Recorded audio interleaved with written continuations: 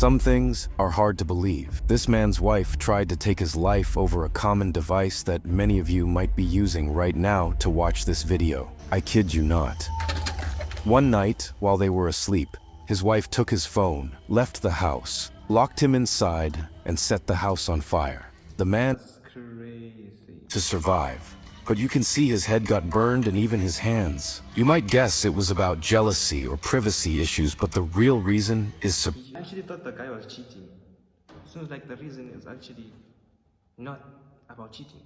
surprising, and you'll be shocked when you hear his whole story. How can someone try to end the life of the person they promised to love forever? Was there something special stored in that smartphone? To find out, I traveled a long way to Dar es Salaam, in a city of over 8 million people. Finding him was hard, but I finally did.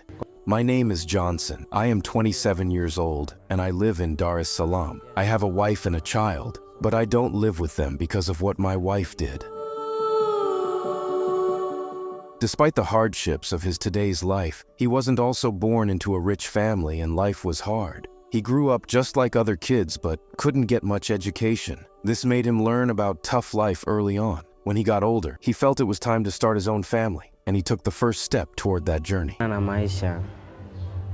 In my life, I went through a lot of hard times. Then I met a girl named Wema, and she became my wife. Before we got married, she used to show me a lot of love. I could really feel it.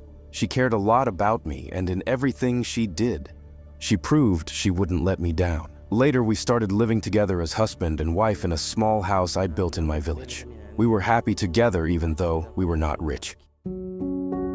They were happy and got along well, even without much money, because they really loved each other. Then, Johnson realized he needed to work hard for his family. So, he went to the city to look for a job. After he started making some money, he would send some back to his family in the village.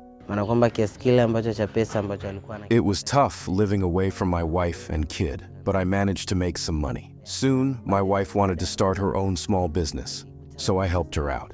I was working as a griller at that time. Her business did well and she started making her own money, which really helped us. Later, she asked for more money to grow her business. Even though I hadn't much, but I managed to support her in all the way. We both worked hard and it paid off. But what surprised me was that my wife began to love money too much. That's tough. Yo. That's tough. I am actually speechless. Like, yo, that's tough. Yo, that's tough. Painful though. Always wanting more. Normally, when someone goes to a new place, meets new people, and starts doing new things, they might act differently than before. But for his wife, she changed very quickly and a lot.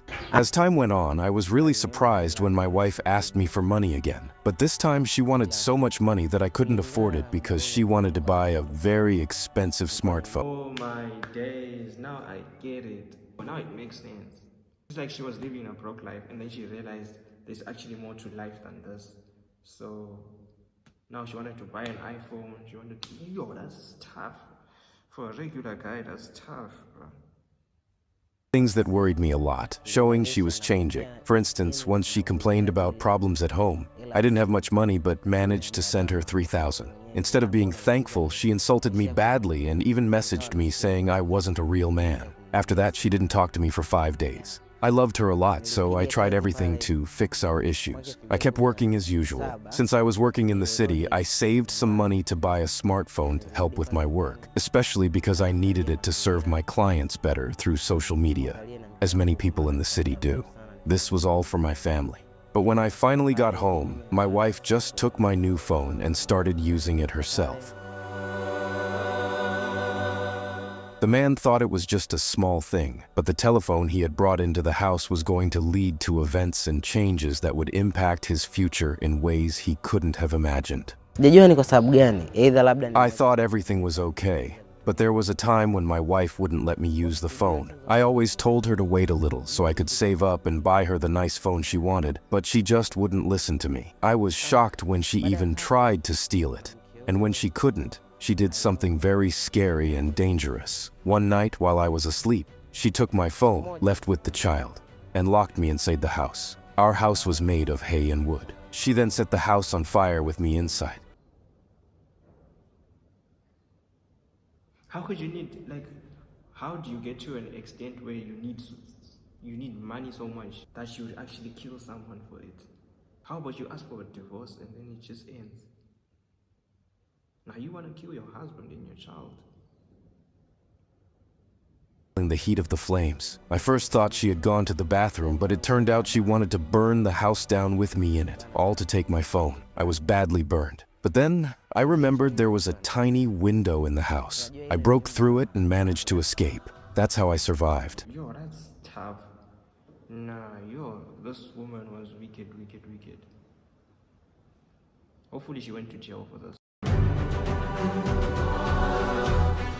If you look at his head, you can see serious burns, and his hands were also badly hurt. This all happened in the middle of the night, so it was hard for him to find anyone to help him. Luckily, he managed to protect himself and escape, but he got a lot of burns. The woman who did this thought her plan had worked. Alikuwa tayari Burnt down the house and then she ran away. Like, how can you run away from killing someone? Let's say he had died. How were you gonna live your life? I guess for some people it doesn't really matter. I never imagined my wife would do such a thing just because I couldn't buy her an expensive phone, especially when she knew how much money we had. But I always believe everything happens for a reason, as part of God's plan. I also feel like some things happen for a reason. Sometimes bad things happen in your life so you can elevate, and some bad things happen to you. So maybe you can be an example to some people, I don't know, something like that. Because there's things that I would never do because I've seen them affect someone. So things happen for a reason at the end of the day. But damn, this is a tough one. At least he's still in shape, like he's walking. But yo. To do to me. I'm grateful to everyone who helped me and to God because I might not have survived. After what my wife did, we haven't seen each other again. She might think I died, but God didn't let that happen. They haven't found this woman. I don't think this guy is gonna trust a woman ever, okay? It's shocking that a woman would try to hurt her husband just over something like a smartphone. With support from friends and family, the man got better and went back to work. However, he felt very sad because his wife left him instead of staying to help build their family together. Kwa sababu kipindi kile nilikuwa najua nikupenda tu. Many people, even some from my wife's family, helped me get medical care. After I got better, I moved to the capital city to look for work because things had gotten so bad at home, especially because of my wife that I couldn't continue with my old job. I even sold my goat to afford the trip to the city. Life in Dar es Salaam was very tough. I ended up looking for any job I could find, and luckily got a job digging graves in a cemetery. I started working there, but it took a lot of hard work and giving up many things before I could save enough money to go back to my previous job. He worked very hard in a tough situation, but he managed to get back to his work, and that's why we see him here today. Now, he's back to cooking street food and grilling meat, which has helped him get his life back on track. But the way his wife treated him has left him feeling mentally hurt. He's still scared to think about marrying someone else. I told you. He's not gonna trust any woman again after what happened. So he was going to work. He was giving the money to his wife. The wife thought the money wasn't enough. She decided, nah, let me kill this guy. You have to watch who you really choose when it comes to choosing women. I feel like you have to choose someone who really knows there's more to life than just whatever you are at. I don't know if that makes sense. Let's say you're gonna marry someone from the village. That person has to know there's more to life than just living here. But then I would actually marry someone like this. Not someone who doesn't know anything, like she's just living. When they discover there's more to life, there's iPhones to life, they're gonna kill you for that iPhone. Right now, I don't have or want a girlfriend because the person I trusted the most and gave my everything to tried to hurt me over something small. But destiny is something no one can avoid. If I ever start to feel ready to love and think about marrying again, I won't rush into it. I'll make sure to really understand the person I might spend my life with. I want to know everything about her. Yo guys, I don't think I can finish the video here. Yo, damn, people are evil out here.